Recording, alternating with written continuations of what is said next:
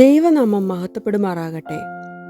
ഈ നോമ്പ് കാലഘട്ടത്തിൽ ഇന്നത്തെ ചിന്തയ്ക്ക് ആധാരമായി എടുത്തിരിക്കുന്ന വിഷയം ബി പ്രിപ്പേർഡ്, ഒരുങ്ങിയിരിക്കുക എന്നതാണ്. ഒരുക്കം എന്നത് എന്താണ്? നമ്മുടെ ദൈനംദിന ജീവിതത്തിൽ ഒരുക്കം അത്യാവശ്യമാണ്. കുട്ടികൾ സ്കൂളുകളിലും കോളേജിലും ഒരുങ്ങിപ്പോകുന്നു. നമ്മളെല്ലാം രാവിലെ എഴുന്നേറ്റ് വളരെ തയ്യാറെടുപ്പോടുകൂടെ ജോലിക്കും പോകുന്നു. ആരുടെയെങ്കിലും ബന്ധുക്കളുടെയോ സഹപാഠികളുടെയോ മാരേജ് ഫംഗ്ഷനോ ബർത്ത്ഡേയോ ഏതെങ്കിലും സ്പെഷ്യൽ ഫംഗ്ഷനോ ഉണ്ടെങ്കിൽ നമ്മൾ നേരത്തെ തന്നെ എല്ലാം റെഡിയാക്കി ഒരുങ്ങിയിരിക്കും. അതായത് ഒരുക്കം എന്നത് വരാനിരിക്കുന്ന ഒന്നിനായി സജ്ജരാകുക എന്നതാണ്. Being equipped and set for something that's coming up. ഈ സമയം എനിക്ക് ഓർമ്മ വരുന്നത് ഉറുമ്പുകളെയാണ്. ഒരു ഉറുമ്പിൻ്റെയും പുൽച്ചാടിയുടെ കഥയും. ഒരിടത്ത് ഒരു ഉറുമ്പും പുൽച്ചാടിയും ഉണ്ടായിരുന്നു. അവർ ഭയങ്കര ഫ്രണ്ട്സായിരുന്നു. അവർ ആടിയും പാടിയും രസിച്ച് നടന്നിരുന്നു. കുറേ നാൾ കഴിഞ്ഞപ്പോൾ പുൽച്ചാടിക്ക് എപ്പോഴും കളിക്കുവാനായി ഈ ഉറുമ്പിനെ കിട്ടിയിരുന്നില്ല. ഒരിക്കൽ പുൽച്ചാടി ഉറുമ്പിനോട് ചോദിച്ചു, "നീ ഇപ്പോൾ കളിക്കാൻ വരാത്തത് എന്തുകൊണ്ടാണ്? നമുക്ക് കളിച്ച് രസിച്ച് നടക്കാം. നീ ഇങ്ങനെ എപ്പോഴും ജോലി ചെയ്ത് നടക്കുന്നു. എന്തിനാണ് ഇത്രയും ആഹാരം ശേഖരിച്ചു വയ്ക്കുന്നത്? നീ ഇത്രയും ആഹാരം കഴിക്കുമോ? നിനക്ക് ആവശ്യത്തിന് കഴിച്ചാൽ പോരെ? എന്നെ കണ്ടില്ലേ, ഞാൻ ആവശ്യത്തിന് പോയി ഫുഡ് കഴിക്കും, പിന്നെ ഇങ്ങനെ പുൽപ്പുറങ്ങളിൽ കൂടി ചാടി ചാടി നടക്കും. എന്ത് രസമാണെന്നോ, നിനക്ക് ഈ സുഖം അറിയില്ല." ഉറുമ്പ് പറഞ്ഞു, "എടാ മണ്ട, ശൈത്യകാലമാ വരുന്നത്. ഇപ്പോൾ ഫുഡ് സ്റ്റോക്ക് ചെയ്താലേ ആ ടൈമിൽ നിനക്ക് എന്തെങ്കിലും കഴിക്കാൻ പറ്റൂ, അല്ലെങ്കിൽ നീ പട്ടിണി കിടന്ന് ചത്തുപോകും." ഉറുമ്പിൻ്റെ വാക്ക് കേൾക്കാതെ പുൽച്ചാടി കളിച്ചും രസിച്ചും നടന്നു. മാസങ്ങൾ കടന്നുപോയി, നാളുകളും കടന്നുപോയി. ശൈത്യകാലമായി. നല്ല തണുത്ത കാലാവസ്ഥ, പുറത്തിറങ്ങാൻ പറ്റാത്ത കാലാവസ്ഥ. പുൽച്ചാടിക്ക് ആഹാരം അന്വേഷിച്ച് പുറത്തിറങ്ങാൻ പറ്റാതെയായി. അവൻ ക്ഷീണിച്ച് അവശനായി തുടങ്ങി. അവൻ തൻ്റെ സുഹൃത്തായ ഉറുമ്പ് പറഞ്ഞത് ഓർത്തു.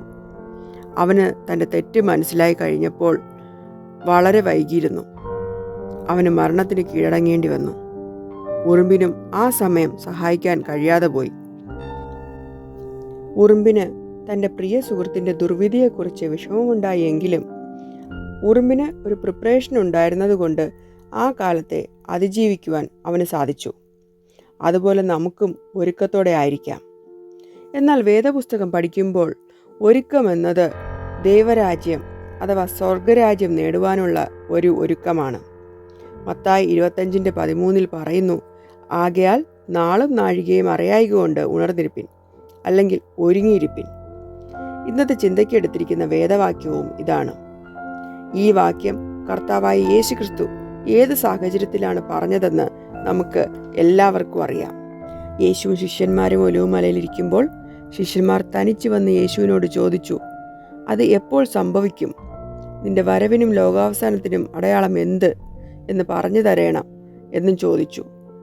അതിന് മറുപടി പല ഉപമകളായാണ് യേശു കർത്താവ് ശിഷ്യന്മാർക്ക് പറഞ്ഞു കൊടുത്തത്. അതിൽ ഒരു ഉപമയാണ് മത്തായി 25 അധ്യായത്തിലുള്ളത്. മത്തായി 25:1 മുതൽ 13 വരെയുള്ള വാക്യങ്ങൾ.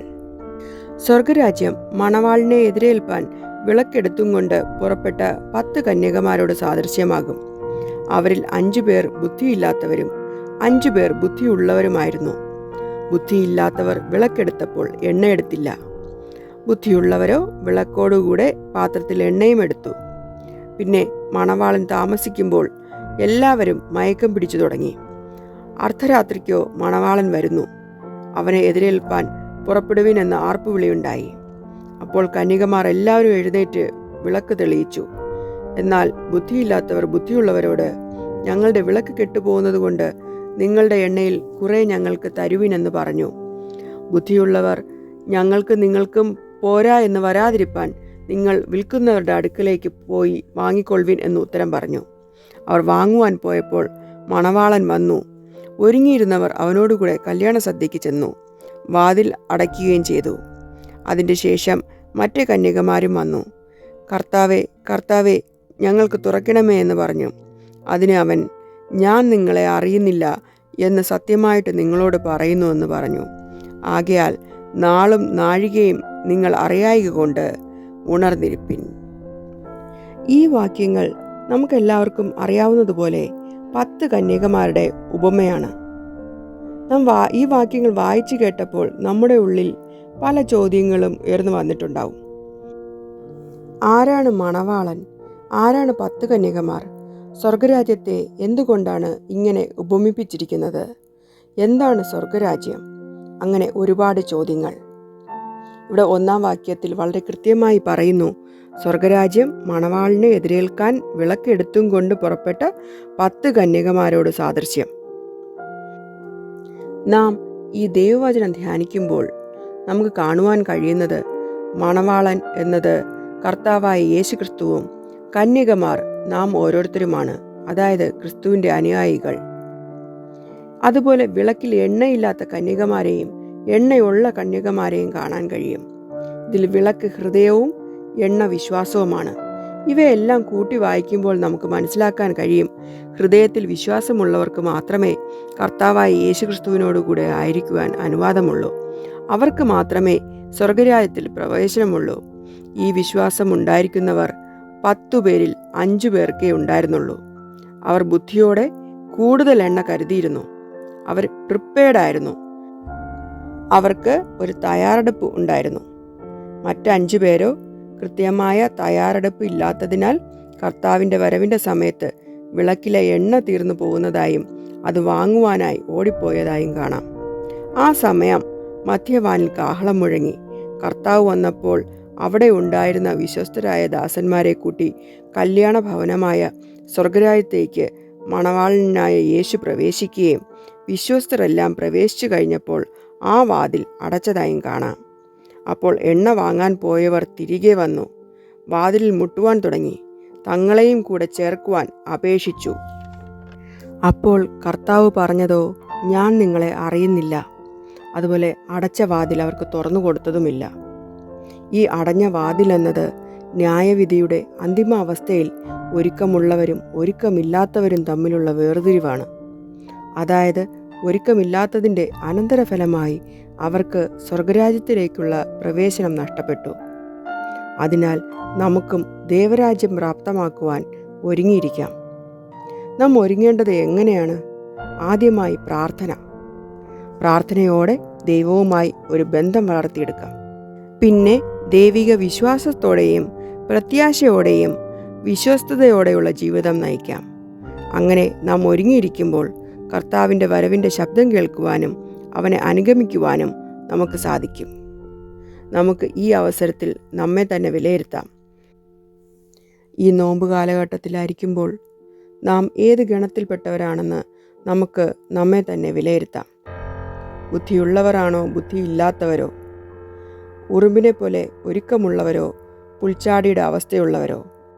ചതിയും വഞ്ചനയും നിറഞ്ഞ ഈ ലോകത്തിൽ നാം താണുപോകാതെ വിളക്കിൽ എണ്ണയുള്ള കന്യകമാരെ പോലെ, അതായത് ഹൃദയത്തിൽ വിശ്വാസമുള്ള ബുദ്ധിയുള്ളവരെ പോലെ നമുക്കായിരിക്കാം.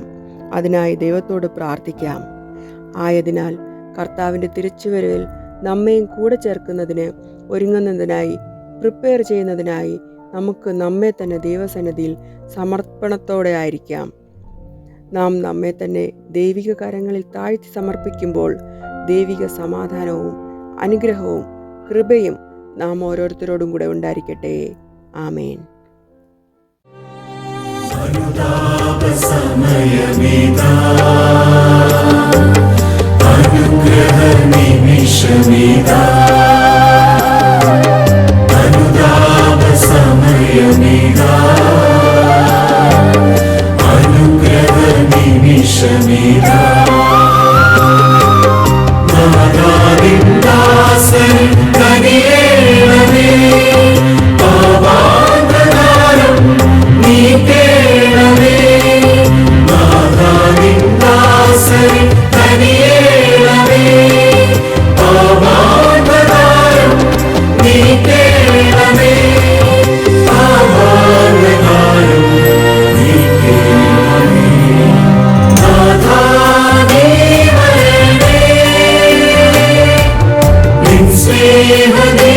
സ്നേഹദീപവുമായി